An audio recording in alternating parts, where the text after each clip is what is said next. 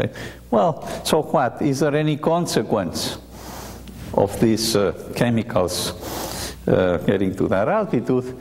And what we realized, being chemists and so on, is that ozone, being a very unstable molecule, that the decomposition products from the CFCs would actually destroy ozone very efficiently. And that's what I have just summarized here. Through a mechanism called catalytic cycles, that means that very small amounts of these decomposition products can destroy large amounts of ozone. This is as much chemistry as I'm going to talk about, but this is just to put an example. The point is to explain how a catalyst works. In this case, chlorine atoms are the species that we worry about, decomposition products from the CFCs. They are free radicals. That means they are very reactive. You know about free radicals in your body that can do some harm and so on. These are molecules that just are chemically very reactive because they have an odd number of electrons. Well, they react extremely fast with ozone, but in such a way that the chlorine atom destroys an ozone molecule, makes chlorine oxide, and then the chlorine oxide reacts in such a way that you regenerate the chlorine atom. So you can go around and around, and that's why a single chlorine atom can destroy tens of thousands of ozone molecules. And that's when we realized, wow, we have this relatively small amount of chemicals released to the environment because the atmosphere is big, and so it's not that big. It's really like the skin of an apple if you look at it from a global perspective. So from a planetary perspective, the atmosphere is very thin. But from the perspective of human activities, you're up 10, 15 kilometers above the Earth's surface. Not that far, okay? Just think 10 or 15 kilometers horizontally, you don't go very far, but if you go upwards, it's above where airplanes fly and so on. Anyhow, it's at those altitudes that with this amplification mechanism, we realized that we had a potential problem. It was just a hypothesis. It was in the 1970s when we postulated it, but that remained to be tested.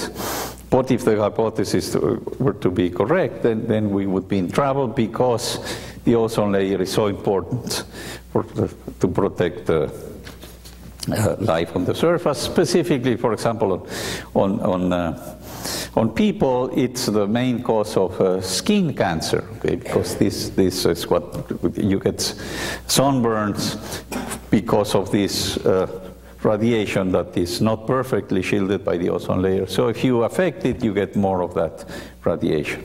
Okay, so that was the hypothesis.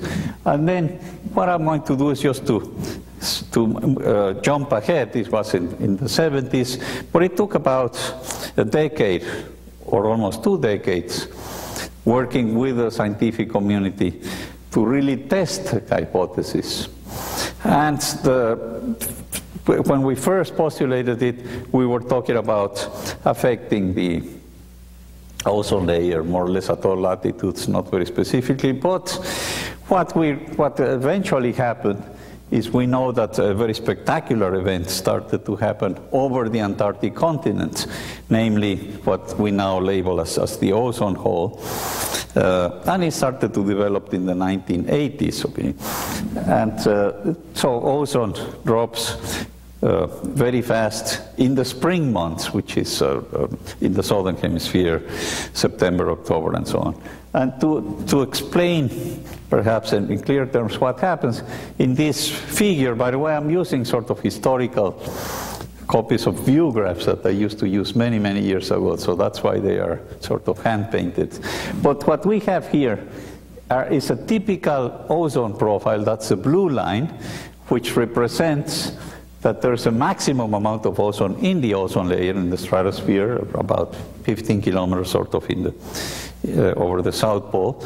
And in the spring term, in the spring months, when the light begins to show up over Antarctica after the long winter, where it's dark for several months, you have this very spectacular phenomenon where ozone begins to disappear very fast.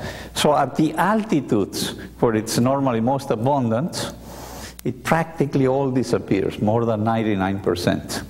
goes away. So when it was first found, and the scientific community thought, well, maybe it's such a big event, it must be natural and so on. But of course, we were able to show that with laboratory studies and so on, that in the presence of ice clouds that exist at those altitudes, that really this was a consequence of the presence of these free radicals coming from the CFCs.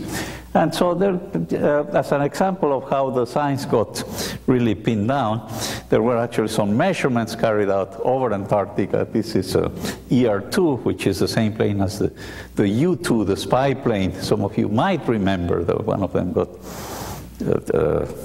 shot down over Russia and so on. So it was really developed to spy when we had the Cold War. But fortunately, later on, it could be converted to do more scientific research, spying as to what was the chemistry of the stratosphere.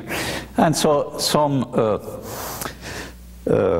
experiments were designed to find out what the ozone hole was all about. So this is, again, a little bit of a historical graph, measurements by my colleague Jim Anderson from Harvard, which show in the upper graph what was happening to ozone as the aircraft penetrated into this polar vortex, which is where this event happens. And early, when the light was just beginning to appear, ozone was very stable, not much was happening, but it was already possible to measure that practically all the CFCs that were there originally had been converted to this free radical form in the presence of these ice clouds. And in just a matter of weeks or so, it was quite spectacular to see this anti-correlation. As you penetrated the ozone hole, it's clear that to the extent that ozone was going away, you had this amount of the free radicals, and again, it was not hard to show that with this mechanism, you could explain how most of it was actually going away. So in some sense, this was like a smoking gun. There's a big ozone hole over Antarctica, and it's the science showed very clearly that it was a consequence of the presence of these CFCs. Of course, at other, I won't dwell on this, but other latitudes ozone was disappearing as well. It was just not so clear, not so spectacular a phenomenon. I need to finish now, but let me just show a couple of more slides. What this led to, this was the basic science, this led to an international agreement, working together with the international community. Fortunately, essentially all the countries of the planet, more than 190 or so, agreed that these compounds just could not longer be manufactured. So there was a ban on the production of these compounds precisely to protect the ozone layer because of the consequence we talked about. This, the first part was in the 1980s, and so the measurements that were showing up that these species were piling up, when industry realized that the science was so strong, then they started to reduce the emissions, and so the measurements showed that very clearly. But here is another way to look at it. With no controls, the emissions were going up very rapidly. The first version of this international agreement, the Montreal Protocol, was relatively weak, but it got successively strengthened so that with the Copenhagen Accord, the agreement was that in 1996, these compounds would no longer be manufactured except small amounts in developing countries. And so here is what we have now. The observed amounts of ozone, of course, as an average, have indeed decreased, and it will take some time for the ozone layer to recover, because these compounds remain in the atmosphere for about a century or so. So we expect the ozone hole to recover only sort of mid-century now, because that's how long these compounds stay there. However, if we had not been successful with this international agreement, then we would have expected the ozone layer to really be depleted, and we would have very big trouble, not just in terms of ultraviolet radiation, but really changing how the atmosphere functions. So let me just very briefly just mention that there are some important lessons, but I'm little bit after time, so I won't dwell on this. The important point here is that we have other environmental global problems like climate change and several others, but we have at least this one example of something that actually worked, where the countries of the planet actually did agree to do something about it, and where the problem has been essentially solved. Early on, spray cans, of course, was part of the solution. They continue to be used, but they used other propellants like hydrocarbons, no longer CFCs, and for other uses, such as to clean electronic boards.